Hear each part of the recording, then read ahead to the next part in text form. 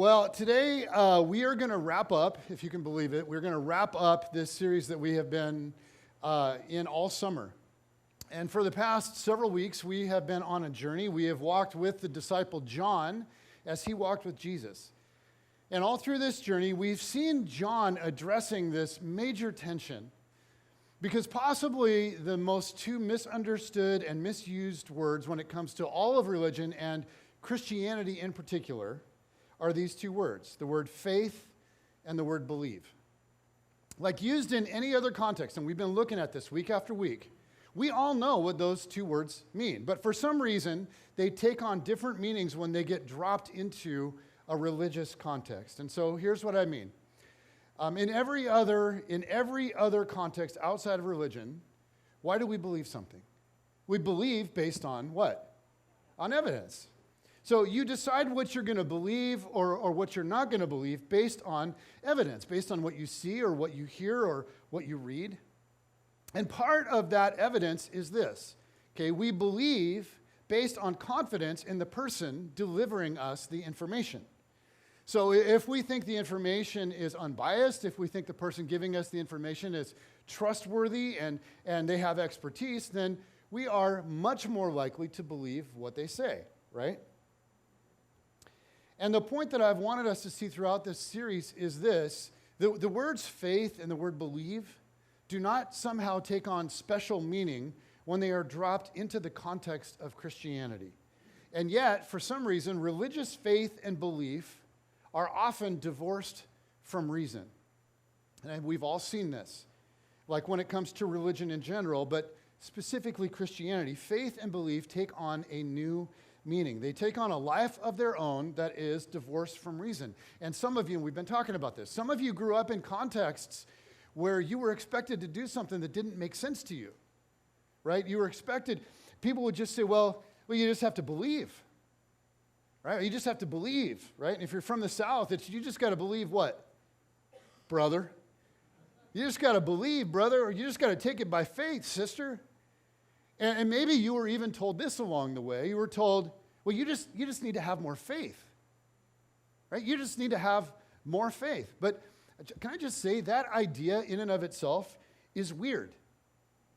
Because outside of a religious context, we would never, ever say that kind of a thing. Because you either believe something or you don't based on evidence. And if there's a lack of evidence for something, then why believe it? But if there's a ton of evidence for something, then of course you should believe it. But you don't just sit around manufacturing, more faith. Okay? And this is how faith and this is how belief work in every other context outside of religion. And here's what I've wanted us to see over these many weeks. John, the disciple John, if he were to hear people say in our day and age, if he were to hear people say, well, you just have to believe, right? You just got to take it by faith. He'd say, no, you don't, right? That's actually not how it works. And Peter and Mark and Matthew and the other disciples would say the same. You just have to take it by faith? Like, really? You just have to believe? Really? I mean, the disciples, they didn't just take it by faith, did they? They believed because of evidence. They came to believe because of what they saw. They came to believe because of what they heard. And then they went out and they told the story to anybody that would listen. So I want to come back to a critical idea for the Christian faith. It's that we believe based on confidence in the person delivering the information. Anything that we believe that we haven't experienced firsthand, which there's a whole lot that we believe that we haven't experienced firsthand, we believe based on information or based on the testimony of others. And we believe a lot of things because of the confidence in who's telling us. Okay, many of us, we believe things about science because scientists tell us that it's so. Okay, we believe things about history even though we weren't there, right? That's kind of how history works. Because other people have told us what happened. And we assume that those sources are credible, that they're trustworthy. And so to kick off this series, we asked this question regarding Christian faith. How trustworthy were the eyewitnesses of Jesus? Because this is like when it comes to our faith, this is like a really, really big deal, right? Did they actually see and hear what they claimed to see and hear? And so at the very first week, at the very beginning of the outset of this whole series, I gave you guys some food for thought. And today I want to bring this full circle. And so I just want to recap the way we kicked this series off. And I want to say this is not a complete case for why the disciples could be considered credible. We could actually spend weeks and weeks on that. We might even spend like a year or two. How many of you guys would be super excited about that? Right? Yeah, not so much. So I don't want to do that. But here's just real quick food for thought. And again, we already talked about this in the first week. We're eventually going to get to something new. So hang in there. When it comes to the eyewitnesses who gave us the story of Jesus, okay, they were all from a Jewish background. Peter, John, Andrew, Matthew, Mary Magdalene. These people were all Jewish. Now, why is that important? Well, to Jewish people, God is wholly other than anything on earth. Okay, they refused, as many of you know, they refused to worship idols, okay, or even make images of God. Nothing on earth, they believed, could possibly encompass all that God is. And so they would not allow any kind of symbol or image to represent God. And yet it was Jewish people who began to teach that God himself became a man. That God had left heaven and taken on flesh and become a man. That God himself laid down his life for the world on a cross.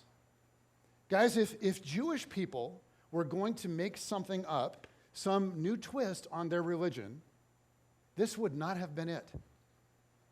Now, I said a few weeks ago, maybe you hear that, okay? Some of you hear that, and you say, well, that doesn't prove Christianity is true. Of course not. Okay, this is just, what is it? Food for thought. Okay, here's something else about the eyewitnesses of Jesus. They endured persecution and martyrdom. Okay, this is just historical reality.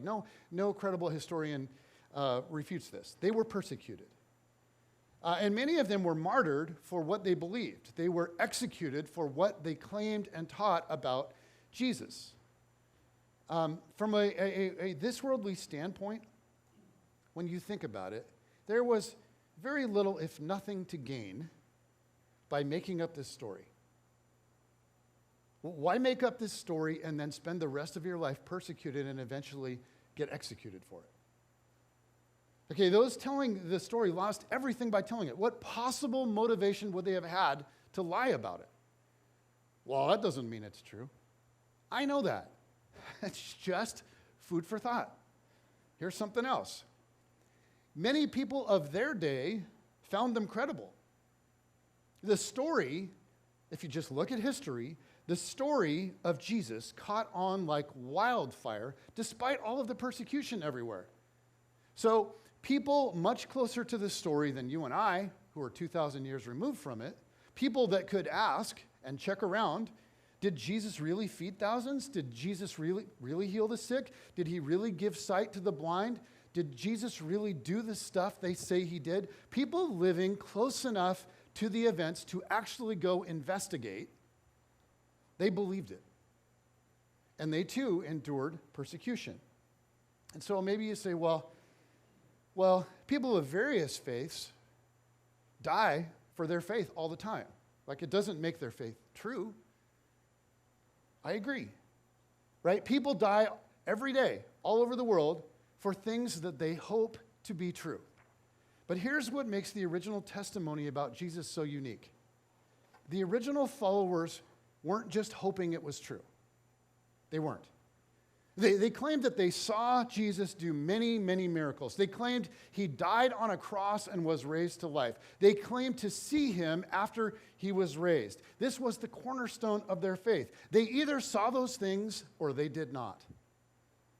Islam, in contrast, while a beautiful religion in many regards, it didn't start out that way. Okay, Muhammad, here's how Islam started. Muhammad went off into a cave, and he came out claiming to everyone that he spoke with God, and people believed him. But there was no way to verify whether that was true or not. Okay, so they died for something, the Muslims that joined him died for something that they hoped was true. The original disciples were never hoping it was true. They knew for certain that either was true or it was not. And here's what makes the testimony of the disciples compelling, at least to me. People may die for what they hope to be true. Okay, but people really, they don't die for something that they know is a lie. Again, I'm not saying this proves Christianity to be true. It's just food for thought. Okay, one more quick thought about the credibility of the disciples. They write themselves into the story in a highly self-deprecating way. Right? I mean, have you noticed when you read the Gospels, the disciples are just like bumbling idiots most of the time? They lack faith, they lack wisdom, they're afraid, they doubt, they don't understand Jesus' teaching, they betray Jesus, they abandon him in his time of need. They are about as far from heroes as you can possibly get. So I just want to say, if you're going to make up a story, and you can make it up any way you want, why would you write yourself into the story in this way? Why is Peter such a loser in the Gospels? Okay. Why are James and John, the two brothers, the sons of thunder, why are they always scheming to get more power? Guys, if you're making up the story, why would you do that? Now, I know, okay, I know. This does not prove Christianity is true. But when we're talking about the credibility of the disciples, it's really hard to make a compelling case for why in the world they would have made this story up. You can make of it what you will, but here's what I think. I think something unbelievable happened. I think they saw it. I think it changed people for the good. And I think they were willing to lay down their lives to tell the story. Now, over the past 6 weeks, we've been looking at one of those stories. Okay, we've been looking at the story as told by the disciple John. And if you could have a conversation with the disciple John, like if you could bump into him and he could just sit down and talk with you, I think he would tell you something like this. Look, I did not follow Jesus because of faith. I didn't just take it by faith, brother. I didn't just, hey, you got to believe, sister. I believed in Jesus because of what I saw, and I believed in Jesus because of what I heard. And so let me tell you what I saw and heard. And when John wrote his gospel, his account of Jesus' life, the Gospel of John, okay, or the good news according to John, he was the last disciple standing. Okay, he was very old, and all of the other disciples had been martyred by then. Peter, Paul, James, Andrew, okay, they were all gone. And apparently, somebody came to John and said, hey, John, like, you're the last one of the originals. You know the originals? You're like the last one. And so you need to, like, get your story in writing because you're not going to be able to tell it that much longer. Maybe you haven't noticed. You're getting wrinkly, dude. You're the last one above ground, and we want people to know this story, so you need to document this thing. And so he did. And it's come down through history to us.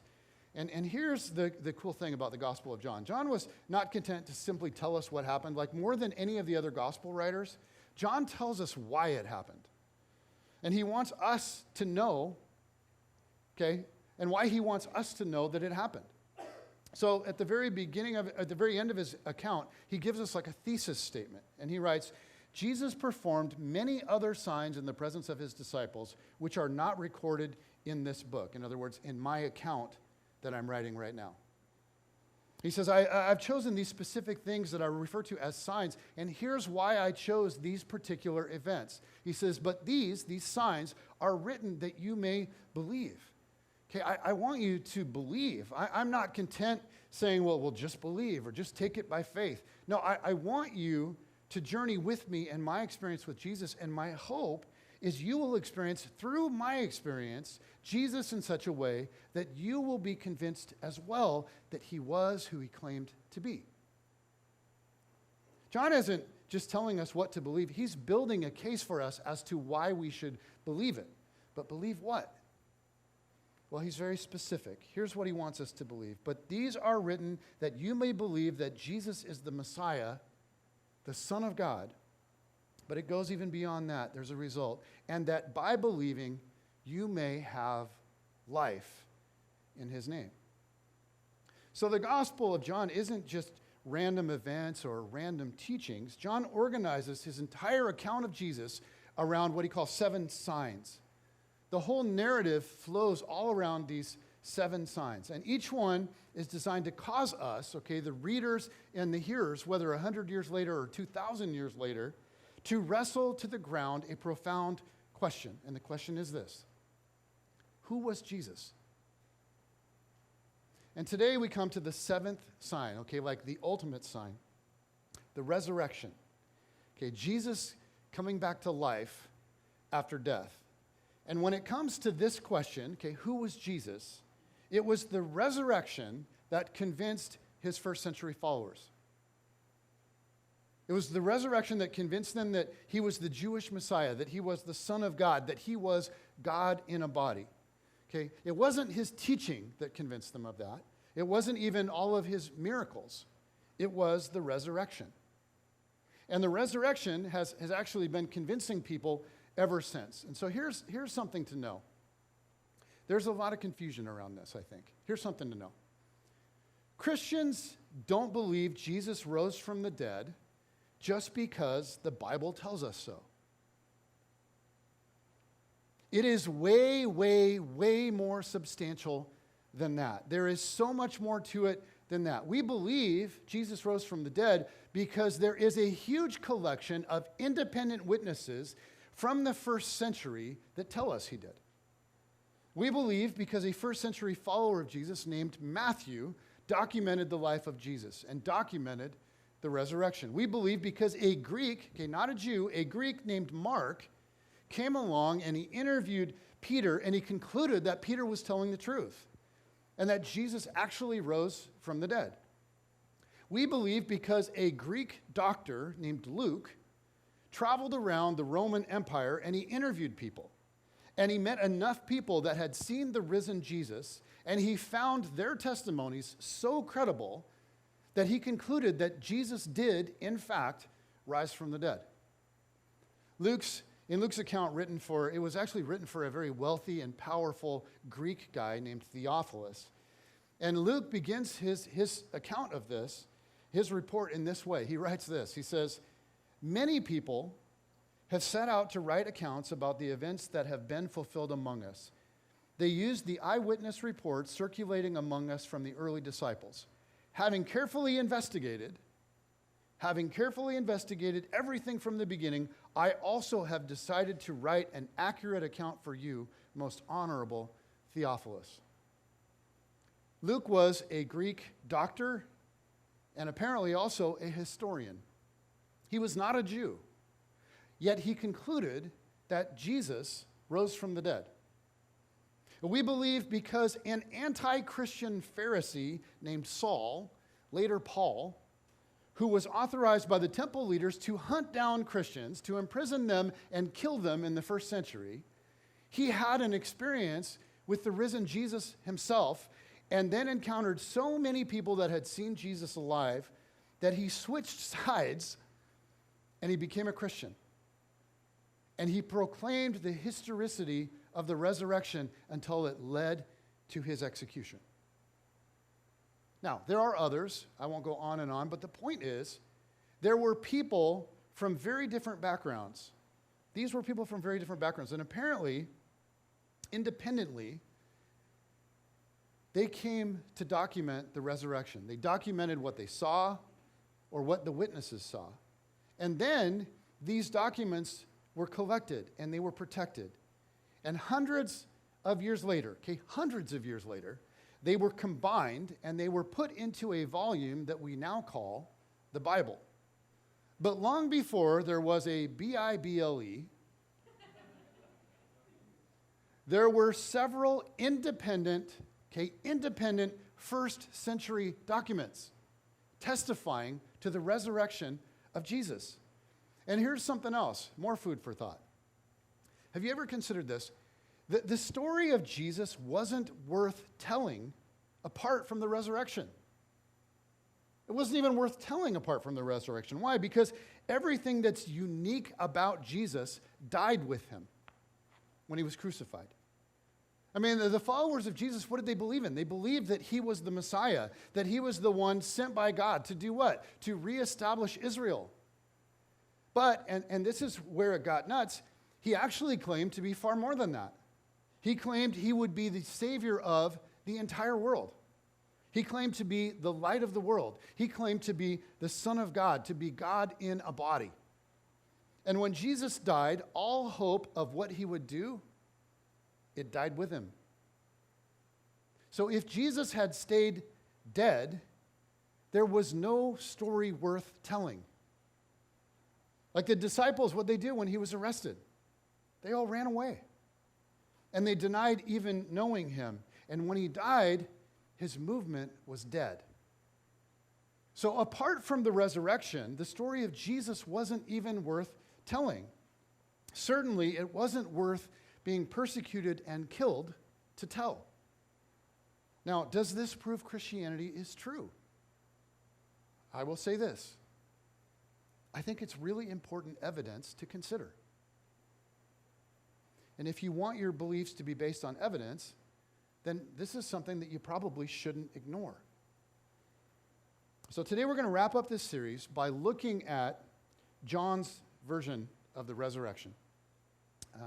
We saw last week that many of the religious leaders didn't believe. Like, in spite of the miracles Jesus was doing, Jesus didn't fit inside their God box, right? Their Messiah box, what they envisioned this was all supposed to look like. They expected God and they expected the Messiah to act in certain ways, and they expected the Messiah to look a certain way, and Jesus operated consistently outside their box. And because of that, in spite of the miracles, they considered him to be, the religious leaders that is, they considered him to be a fraud, a threat to Israel. And what were they worried about? They were worried that Jesus would get all the people in Israel all fired up, and they would try to rise up and overthrow the Romans. And because Jesus was not the Messiah, the one sent from God, Rome would come in and Rome would level Israel. And so the political and religious leaders, in order, from their point of view, to save Israel, plotted the execution of Jesus. Okay, but as we know, they needed the Romans to give the order. As Jewish leaders, they didn't have the authority to execute anyone. They needed the Roman governor, Pilate, to give the order. Okay, but Pilate, as we see in the story, was very, very reluctant to give this order for many reasons, and I won't dive into all of them. So there's all this back and forth with Pilate. And we're going to pick this up. Here we go. This is John's account of what happened. Starting with chapter 19, verse 16, it says, finally, okay, after all this back and forth with the Jewish religious leaders, finally Pilate handed him over to them to be crucified. So the soldiers took charge of Jesus. Carrying his own cross, he went out to the place of the skull. There they crucified him, and with him two others, one on each side, and Jesus in the middle. Now, it's interesting because John gives no explanation for what a crucifixion was. Why? Because in the first century, when John documented all this, everybody had seen a crucifixion for themselves. They knew what it looked like, they knew what it sounded like, they knew what it smelled like. But John describes the scene around the cross that day, and this is interesting. He says, near the cross of Jesus stood his mother. Imagine that. Near the cross of Jesus stood his mother's sister, Mary, the wife of Clopas, and Mary Magdalene. So standing there watching was Mary, along with these other women who were there to support her. I mean, can you imagine that? Can you imagine what that was like for Mary? Can you imagine watching one of your own children go through something like that? So here's Mary. She's close enough to speak with Jesus. She's with her friends. Okay, her sister, Jesus' aunt, is there doing her best to comfort Mary. And Mary Magdalene, we're told, is there with them. And then John gives us a very human, I think very heartwarming detail. It says, when Jesus saw his mother there, so from the cross, Jesus looked out and he saw his mom. John says, and the disciple whom he loved standing nearby. This is John talking about who? John himself. John is standing near this group of women huddled together. He says, Jesus said to her, to Mary, woman, here is your son. And to the disciple, here is your mother.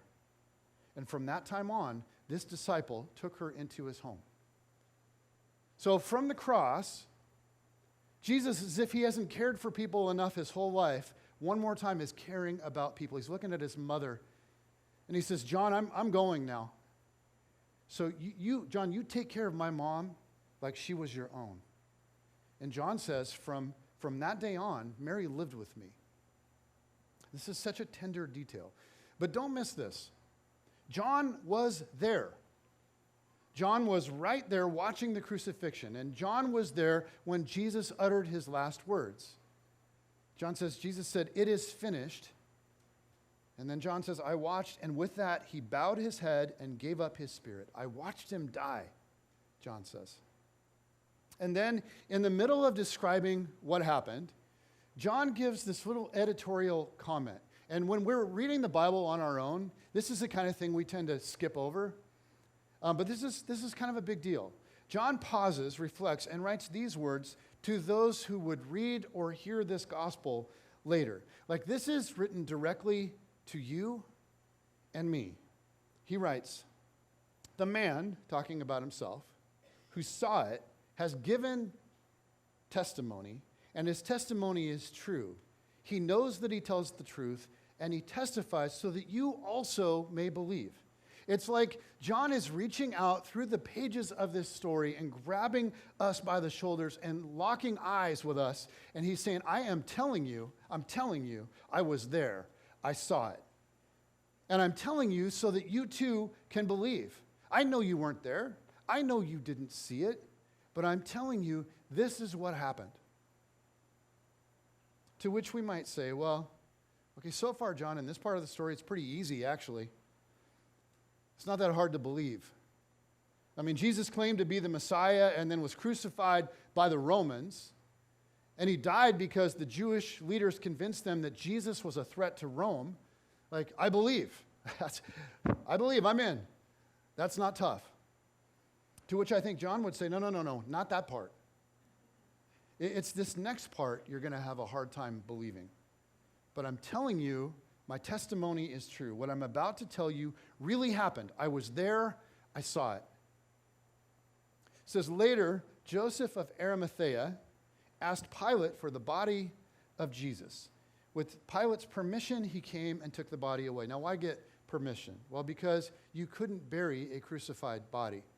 It's part of the whole Roman deal. You didn't want to be crucified. And so you would need to get special permission. Joseph of Arimathea was a rich man, and we don't know, but he may have even bribed Pilate for this favor. It says he was accompanied by Nicodemus, the man who earlier had visited Jesus at night. Nicodemus brought a mixture of myrrh and aloes, about 75 pounds. Now, earlier in the Gospel of John, and we didn't cover this particular story in our series, but it was earlier in the Gospel, chapter 3 to be exact. Nicodemus, this prominent Pharisee, okay, a high-ranking religious official, comes to Jesus at night to ask him questions. He's curious. Why at night? Well, because he didn't want to be seen with Jesus, right? Most Pharisees opposed Jesus. All of his colleagues, the vast majority of his colleagues, were opposing Jesus. So Nicodemus comes to Jesus to see him at night. But now, in the daylight, where everybody can see what he's doing, Nicodemus, a religious leader whose colleagues orchestrated the death of Jesus, comes with 75 pounds of myrrh and aloes to embalm Jesus' body. Okay, this was a bad career move. But apparently, Nicodemus' time with Jesus touched him deeply. because you think about the risk he's taking here. Taking Jesus' body, the two of them wrapped it with the spices and strips of linen.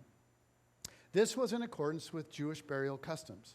So despite the scrutiny that they would receive for associating themselves with Jesus, who's now a criminal, Joseph and Nicodemus embalmed Jesus' body. They want him to have a proper burial. Why? Out of respect. At the place where Jesus was crucified, there was a garden, and in the garden, a new tomb. Okay, there's a cave kind of a tomb in which no one had ever been laid.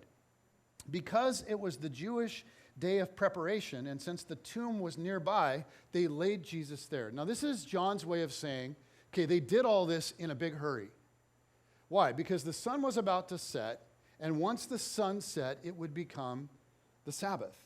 And none of this kind of work would be lawful on the Sabbath. So John is telling us they worked feverishly to get all of this done in time. They embalmed Jesus' body, then they laid Jesus in the tomb, and then they had several men roll the stone in front of the tomb. And when all of that was done, they left. And John and Peter, they had already disappeared into the city that night. And we don't know where they went or what they talked about,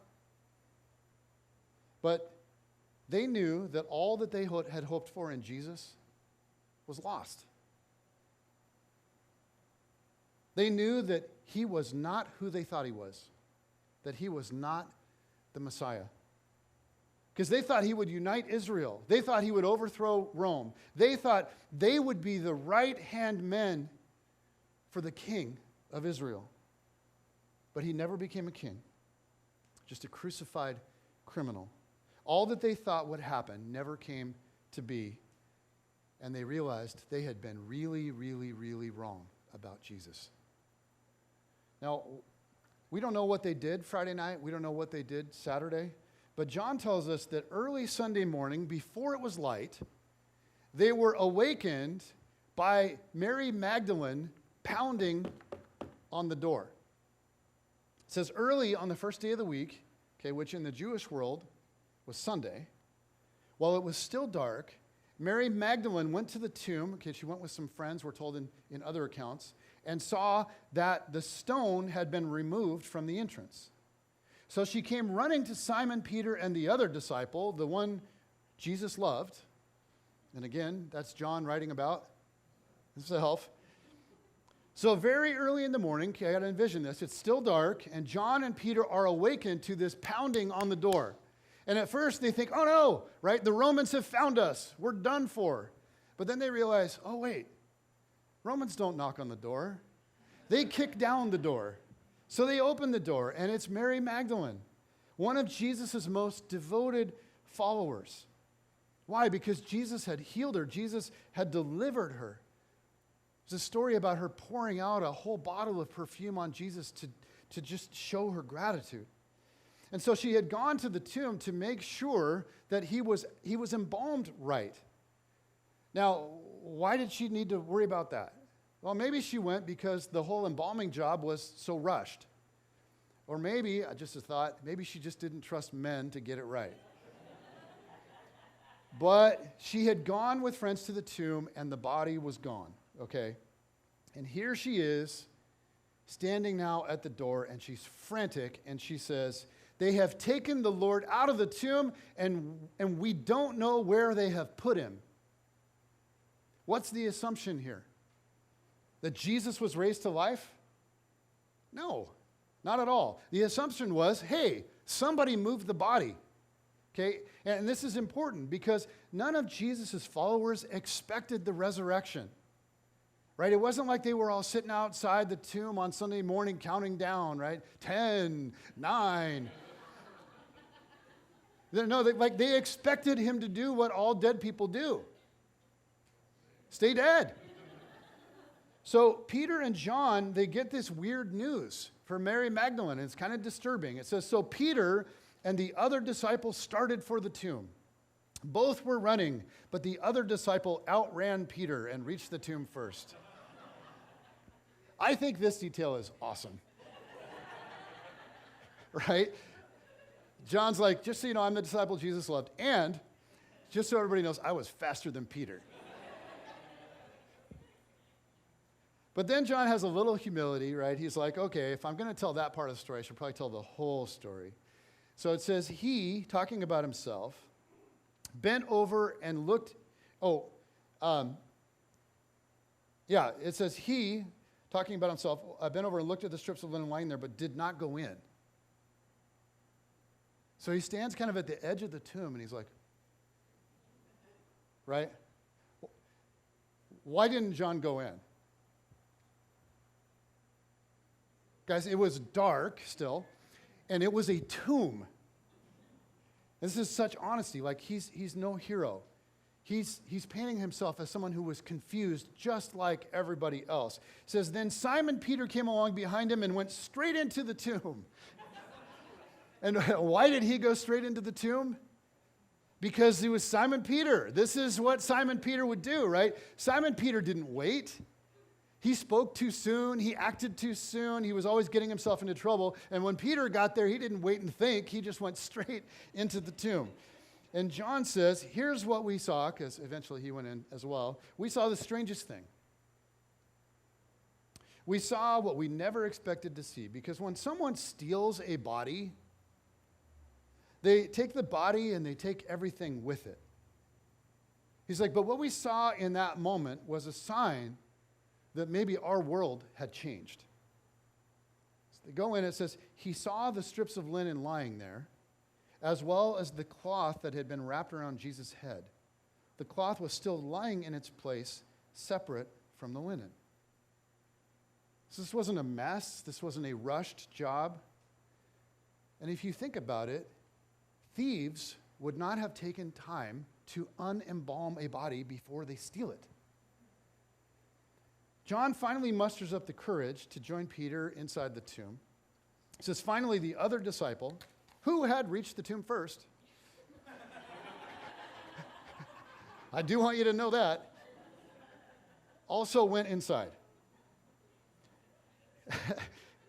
And then John kind of gives us his formula. And this is the formula that we have seen throughout his gospel. This is the formula that he wants us to understand, that he wants to read us as his readers with. Because it is the foundation of Christian faith. And this is what makes Christian faith so unique. And John said, speaking of himself, he says he saw, and when he saw and put two and two together, he believed. He didn't just put faith in faith. He saw and believed. And his world changed because this reframed everything he had experienced over the last 3 years. Suddenly it dawns on him, okay, you know what? Actually, everything Jesus taught was true. And suddenly everything is taking on new perspective, different perspective. It's like, oh God, you were up to something way bigger than we ever imagined. And suddenly it all makes sense. And suddenly it starts lining up. And John and Peter and many others would eventually see Jesus himself raised from the dead. They would eat with him. They would eat with him several times. They would have many, many conversations with him. And John in his gospel records several of those conversations. But what we've seen over the last 7 weeks is this.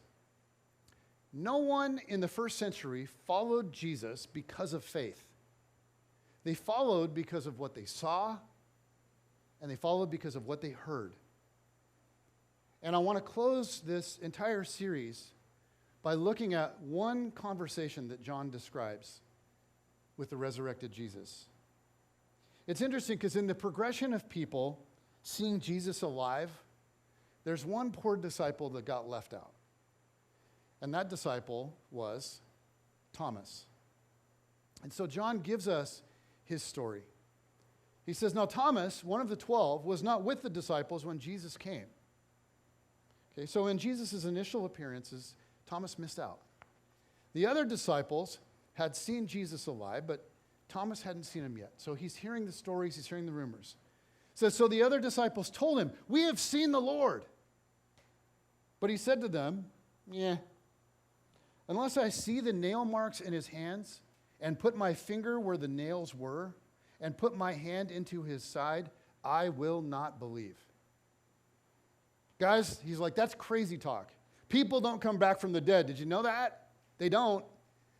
And so unless I were to see him myself, unless I were to touch where the nails were in his hands and where the spear went into his side, there's no way I will ever believe that he's alive. John continues.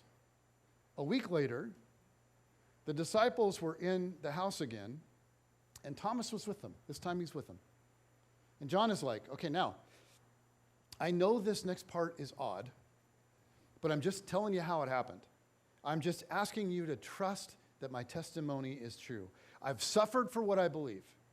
I have been exiled for what I believe. I have been flogged for what I believe. And I'm telling you, this is how it happened. We were all in a room, and though the doors were locked, Jesus came and stood among us and said, "Peace be with you." And of course he said, "Peace be with us," because he scared us to death. Right? Walking through walls. Jesus. And then Jesus looked directly at Thomas as if somehow he was aware of the things that Thomas had said. And he said to Thomas, "Put your finger here. See my hands. Reach out your hand and put it into my side." He's like, "It's me, Thomas. It's really me. See for yourself." So it's time. Like, Thomas, it's time. You can stop doubting and believe. And Thomas said to him, "My Lord and my God." And Jesus is like, "Thomas, I understand why you doubted. I get it. Because like all these guys doubted until they saw me alive. So don't think of yourself as like a second-class disciple, and don't let anyone give you a stupid nickname like Doubting Thomas." Okay? Because none of these guys believed till I was standing in front of them. But now that you have seen, Thomas, believe. Then Jesus said something so profound, I think, about you and about me, about all the future generations that weren't there to see all of this. And he looks through the ages, and it says, Then Jesus told him, "Because you have seen me, you have believed." Okay, but blessed are those who have not seen and yet have believed. And John writes the words that we have been looking at week after week for the last 7 weeks. He gives the purpose statement for his entire account that we already looked at today. He says, Jesus performed many other signs in the presence of his disciples, which are not recorded in this book, in my document. But these are written that you may believe that Jesus is the Messiah, the Son of God, and that by believing, and this is the whole point, that by believing you may have life in his name. In Jesus, John has experienced an entirely new kind of life. And it's like he's reaching through the centuries and he's grabbing us by the shirt and he's saying, "I'm telling you, in Jesus there is life." In a unique way, he is the very embodiment of life itself. But John also wants us to see, none of the original followers of Jesus just believed. In the first century, people didn't have faith in faith. They didn't just believe, brother. They didn't just take it by faith, sister. So Jesus didn't just make claims. What John wants us to see is he backed them up with evidence. And for you and me, that evidence is the testimony of several independent sources. And it's the reaction of an entire culture to a Jewish carpenter named Jesus. Now, does the historical record prove that Christianity is true? Well, at the very least, I think it's something that we should consider. But here's what I've seen in my own heart and my own life, and I know many of you have as well. When I follow Jesus and I open my heart to him, the kind of stuff that he said would happen in me, it happens in me. It's crazy. And maybe that's because Jesus is exactly who he claimed to be. Maybe that's because all of this stuff really happened. And I want to close by reading some of Jesus' words from the book of John. Words that Jesus said about himself, words that I have just felt become true in my life. And I know that these are powerful words for many of you as well. But here are some of Jesus' claims from the Gospel of John as we close this. Jesus said, "Everyone who drinks this water will be thirsty again. But whoever drinks the water I give them will never thirst. Indeed, the water I give them will become in them a spring of water welling up to eternal life. Very truly I tell you, I am the gate for the sheep. All who have come before me are thieves and robbers, but the sheep have not listened to them. I am the gate. Whoever enters through me will be saved. They will go in and go out and find pasture. The thief comes only to steal and kill and destroy. I have come that they may have life and have it to the full. I'm the bread of life. Whoever comes to me will never go hungry, and whoever believes in me will never be thirsty. I'm the good shepherd. The good shepherd lays down his life for the sheep. I'm the light of the world. Whoever follows me will never walk in darkness, but will have the light of life. I'm the vine. You are the branches. If you remain in me and I in you, you will bear much fruit. I am the resurrection and the life. The one who believes in me will live even though they die, and whoever lives by believing in me will never die."